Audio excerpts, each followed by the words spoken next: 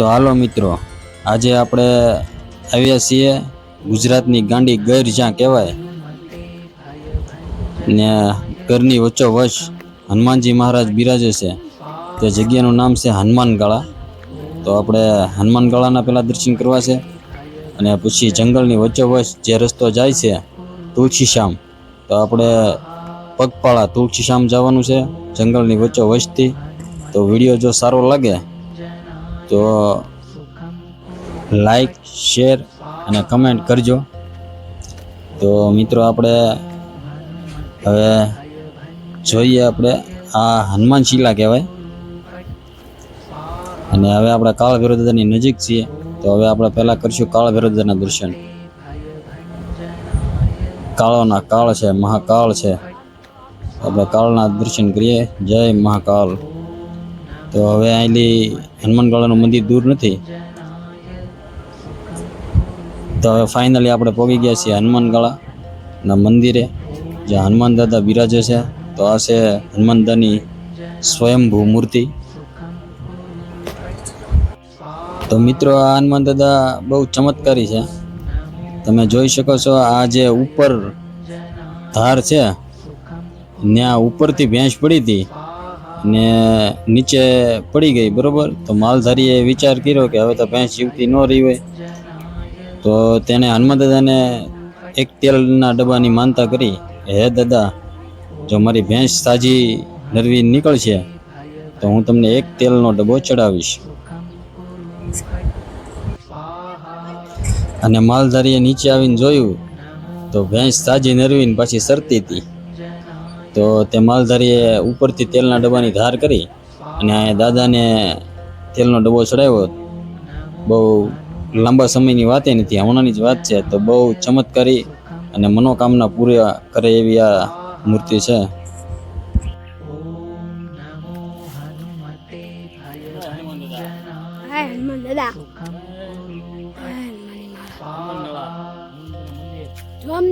જો અમે આમમાંથી ઉતર્યા છીએ તે અહીંયા સુધી આવ્યા છીએ.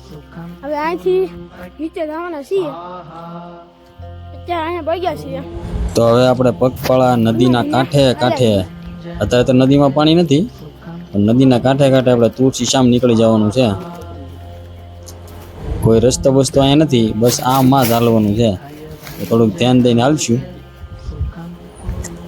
રસ્તો આમ ફરતો જાય છે, પણ આપણને એવો શોખ થયો છે કે આપણે જંગલની વચ્ચોવચ હાલીને જવું છે. તો હવે આપણે જઈએ છીએ જંગલની વચ્ચોવચ. કાંઈ સિંહ, દીપડા કે હાવે છામાં ન મળે તો સારું, અને સામાં મળે તો આપણે જોવાય છે. એટલે તો જંગલની વચ્ચોવચ હાલ્યા છીએ, નકર તો રસ્તો આમથી જાય જ છે. તો આ હરણા અહીંયા જોવા મળ્યા છે આપણને, બહુ મસ્ત હરણા છે.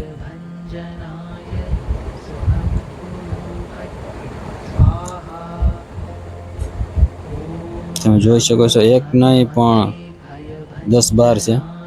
આપણે તુલસીશ્યામના રસ્તે ચડી ગયા છીએ. હવે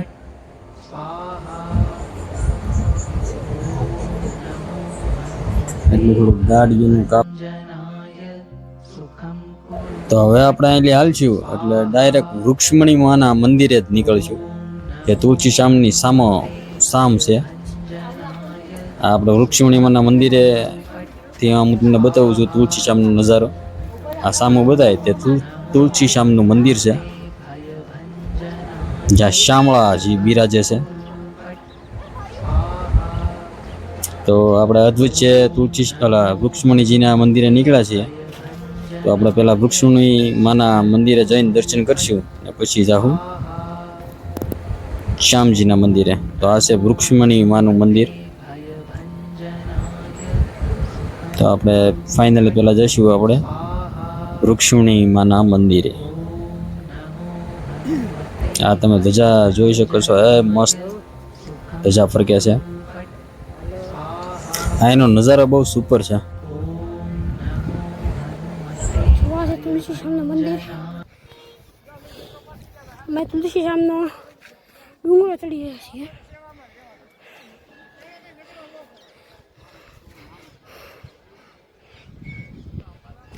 અહીંયા નિત્ય છે. અહીંયા નીચે તુલસી શ્યામ મંદિર છે. અમે ઉપર ચડી ગયા છીએ.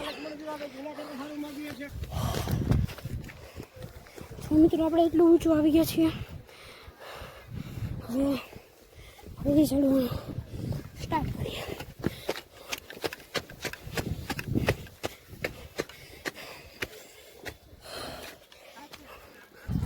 આપણે ચડી ગયા છીએ તુલસી શ્યામ. તો મિત્રો ઉપર મંદિરે ફોટા પાડવાની હતી મનાઈ, એટલે આપણે ફોટા કે શૂટિંગ કાંઈ લીધું નથી. તો દર્શન કરી અને હવે જે આપણે ઓલું પાણી જે હામું ધોળે, એ ઢાળ કરતાં પાણી હામું ધોળે, ત્યાં જઈ ને હું તમને બતાવીશ. તો ફાઇનલી મિત્રો આપણે પહોંચી ગયા છીએ જ્યાં આ ઢાળ તમને હામાં બતાવે એની કરતાં પાણી સામેની સાઈડ હાલે. ઢાળ નીચે નગર પાણીની તમે ગમે નથી નાખો, પાણી નીચે જ જવાનું છે, પણ આ જગ્યા ઉપર પાણી સામું દોડે.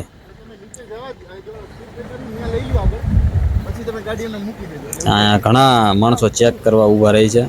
ગાડી પણ સામી હાલે. ઢાળ હોય તો નગર પાણી ગાડી નીચે દોડી જાય, એની બદલે અહીંયા ગાડી ઊંધી હાલે. તો આપણે હું તમને એ પણ ચેક કરાવીશ હમણાં. અહીંયા બોડિયું મારેલું જ છે આ જગ્યા ઉપર. એમ ગુરુત્વાકર્ષણ બળ બહુ ઓછું છે, એના લીધે આ રીતે થવું જોઈએ એમ. તો આ ભાઈ ગાડી પેલા ચેક કરે છે. તો ગાડી એને ઊભી રાખી દીધી. જો પાણી આ ગાડી પાછળ દોડવા મળી છે.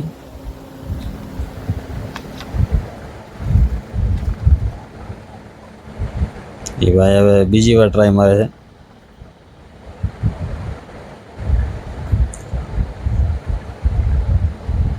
તો પણ પાછી હવે આ છે મારા મામા, એ પાણીનો બોટલ રાખે છે. તમે જોઈ શકો છો ઢાળ નીચે છે પણ છતાં બોટલ ઉપર દોડે છે.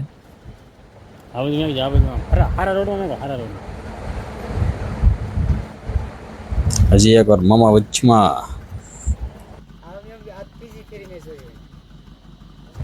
આ તમે જોઈ શકો છો નગર બોટલ એ નીચે જ જવો જોઈએ, એની બદલે આ ઢાળ સડે છે બોટલ. હું તમને હવે સરખું બતાવું. જો આ કેટલો ઢાળ છે તો એ બોટલ છડે જાય છે. ઢાળમાં દડતો હોય એમ લાગે, એમ હામો દડે.